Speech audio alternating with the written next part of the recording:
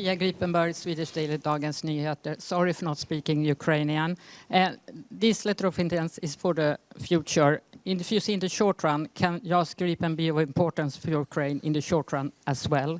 And when it comes to the peace plan that a group of European countries are preparing, that includes freezing the front line as it is now, what's your opinion about that plan, and how will you be able to get Russia to the negotiation table, please?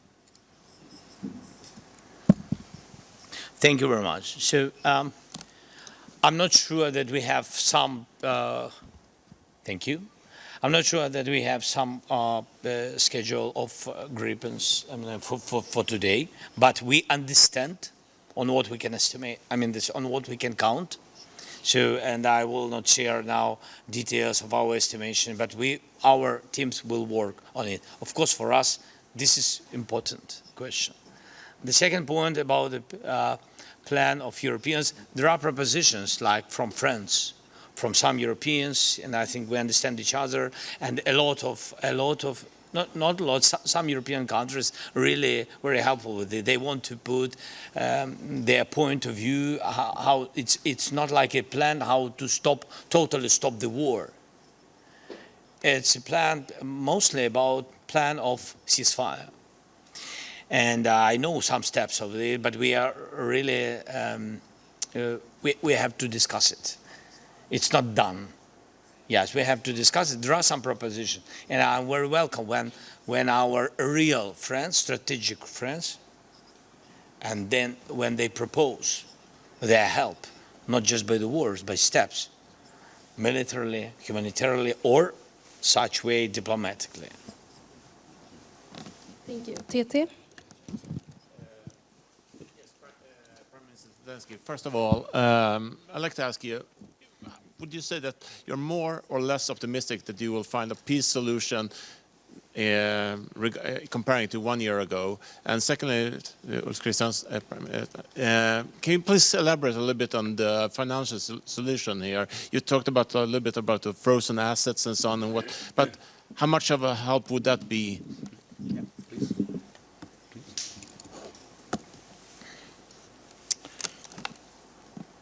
I'm more positive than 9 months ago. I think we made a lot of work. I think our relations with the United States moved to the right side. Thank you. To state, just to state the obvious, if you want to make a big Gripen deal with Ukraine on the scale of 100 plus fighters, it's the obvious question is on finance, of course, no doubt about that. I was very transparent on that. But I do think there is a momentum right now. Don't over-exaggerate the frozen asset, but it's one sign. Also the realization among the coalition of the willing countries that in the long-term security guarantees for Ukraine is a strong Ukraine. The long-term security guarantees for the rest of Europe is a strong Ukraine collaborating with Europe. So there is a full realization that we need to be part of that build-up. Then, of course, we should unite on all these extremely important details.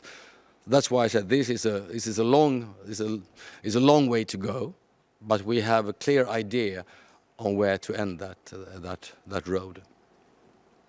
Thank you. Aftonbladet. Victor Stenqvist, Aftonbladet. Mr. President, two questions. Firstly, what was your reaction to the cancellation of the meeting between Putin and Trump? And secondly, if Putin can't be stopped in Ukraine, what risks do you see in the future for Sweden?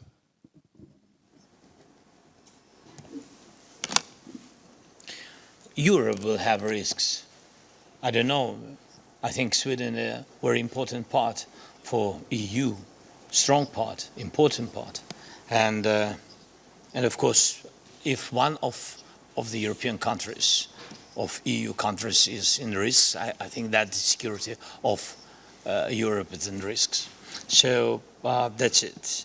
I think that I said about it, if we will not stop Putin, if we will not have a plan how to have a peace, so if we will not have minimum of this ceasefire, with understanding what to do next steps, so Putin can try to open new front somewhere, because for him Ukraine is very difficult.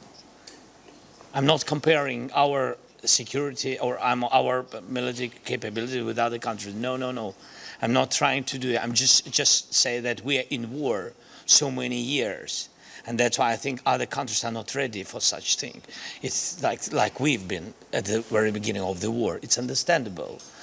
So it's difficult to prepare for the war. It's not true that somebody can really prepare for the war, totally prepare, because psychologically, the most important, it's about people. Who is ready for the war? Who wants war? Normal people don't want. And it's understandable why. Because you are adequate people. That's it. You don't want losses. Don't want to lose your family. And that's why I'm sure that the most important strong society, but I think society is difficult again to prepare society for the war. And God bless that other countries will not do it. And that's why he will find, I think, he can think about other country, one or another, but not very big, because it's difficult. Because it's difficult not only to occupy the part, it's very difficult to hold. Ukrainian territory is big, one of the reasons. So yes, our people, yes, we long in war, but our territory is big. That's why you need too much people to hold it, even after you occupied it, temporarily occupied it. You have to hold. You need more soldiers. And it's very expensive. And so a lot of details about it. I mean, that we can speak about it, yes, with details, but we need too much time for this discussion. That's why I think risks have, first of all, small countries. This is my opinion. And for Putin, doesn't matter. They are in NATO, in EU, or not. Thank you. And then we have the last question from Sveriges Radio. Panie prezydent, мене питання, але я буду розмовляти по-шведськи. Jag har en fråga till båda er egentligen. Det är, precis som du säger, Ulf Kristersson, så är situationen akut. Men man kan också göra saker här och nu. Man kan skicka begagnade plan som Sverige ju också har. Är det en fråga som ni diskuterar? Och i så fall, när skulle Ukraina då kunna få de plan som vi inte använder av oss just nu? Nej, men vi har ju sagt många gånger, vi är ju en del av den koalition som diskuterar också luftförsvar i Ukraina. Och vi har absolut inte uteslutit möjligheten med Gripen här och nu. Gripenplan som inte används av Sverige. I den överenskommelse vi gjorde när vi skickade 2 stycken radarspaningsflygplan till Ukraina, så var det den bästa nytta vi kunde göra då var att se till att de F-16-flygplan som opererar i Ukraina just nu också får mycket större kapacitet genom den radarförmåga som vi kan erbjuda, istället för att samtidigt introducera 2 stycken småskaliga flygvapensystem i Ukraina. Den bedömningen kan ändras. Just nu har vi inte ändrat den bedömningen, utan just nu är vi fullt upptagna med att introducera just radarspaningsflygplanen.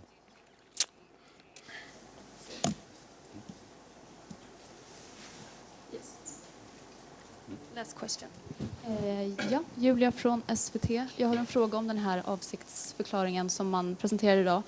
Vad innebär det rent praktiskt? Alltså, när kan man börja sälja vapen eller de här stridsflygen till Ukraina? Och för produktionen här i Saab i Linköping, vad innebär det här beskedet för dem rent produktionsmässigt? Tack.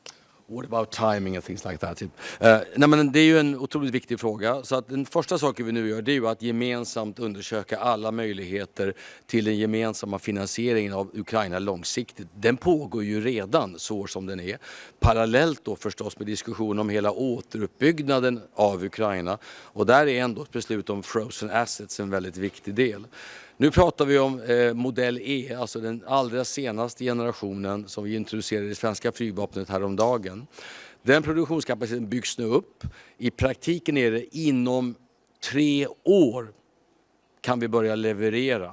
Sen levererar man inte 150 plan på en gång, utan det här är en långsiktig leveransförmåga. Vilket också gör att de mycket stora summor som det handlar om inte heller ska betalas på 1 år, utan vi pratar om en lång period av uppväxling. Så att, men med den produktionskapacitet som finns nu och som skulle kunna utvecklas så pratar vi om inom 3 år ungefär till första möjliga leverans. Givet alla andra moment som också var uppe. Och jag säger det här med visst eftertryck bara för att inte ge någon intryck att det här är någonting som är klart nu. Men det är en mycket tydlig politisk och industriell viljeinriktning. Och så börjar de flesta stora projekt, ärligt talat. Om allting skulle vänta till allt var klart, då hade man varit för sen på bollen.